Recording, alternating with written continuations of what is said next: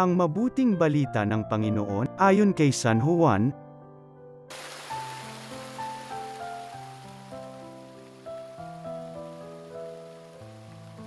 Nang nagtatakip silim na, ang mga alagad ay pumunta sa tabi ng lawa, sumakay sa bangka, patawid sa Capernaum. Madilim na ay wala pa si Jesus. Lumakas ang hangin at lumaki ang alon. Nang makagaod sila ng mga 5 o 6 na kilometro, nakita nila si Jesus na lumalakad sa ibabaw ng tubig, palapit sa bangka.